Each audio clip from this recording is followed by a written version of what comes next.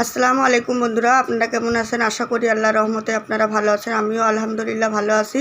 তো আজকে আমি মাছের রেসিপি দেখাবো বন্ধুরা। তো এখানে আমি মাছের মশলা করে নেব। দেখেন, একটা পেঁয়াজ কুচি দিয়ে দিয়েছি, টমেটো নিয়ে নিয়েছিলাম, একটা দিয়ে দিলাম, 7-8টা কাঁচা লঙ্কা দিয়ে দিলাম, অল্প সামান্য পরিমাণে একটু জিরে দিয়ে দিলাম।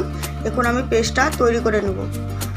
তো আপনারা না টেনে পুরো ভিডিওটা দেখবেন বন্ধুরা। আর এখানে আমি বকলি নিয়ে নিয়েছিলাম, বকলি দিয়ে মাছটা আমি রান্না করব। তো বকলিগুলো হালকা করে আমি একটু তেলে ভেজে নেব। তো আপনারা না টেনে পুরো ভিডিওটা দেখবেন বন্ধুরা।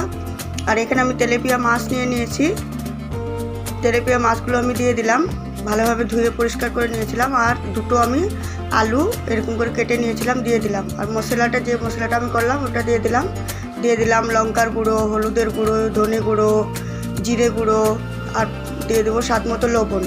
আর এখানে আমি সর্ষের তেল দিয়ে দিয়েছি পরিমাণ মতো। ভালোভাবে আমি হাত দিয়ে মিক্স করে নেব। দেখেন আপনারা, মিক্স করে নিচ্ছি আমি। এখন আমি পানি দিয়ে দেবো। কাঁচা মাছ রান্না করেছি বন্ধুরা, আপনারা এইভাবে একবার রান্না করে দেখবেন, বাড়িতে খুবই মজা লাগে।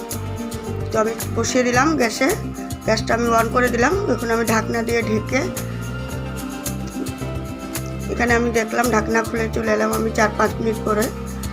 এখন আমি বকলিগুলো দিয়ে দেবো, দিয়ে আমি ভালোভাবে রান্নাটা করে নেব। খুবই মজার ছিল বন্ধুরা, একবার বাড়িতে ট্রাই করে দেখবেন আপনারা।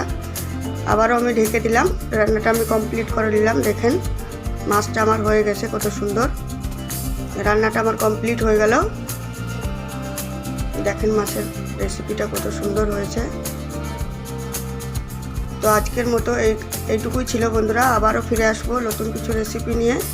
সকলে ভালো থাকবেন, সুস্থ থাকবেন। আল্লাহ হাফেজ।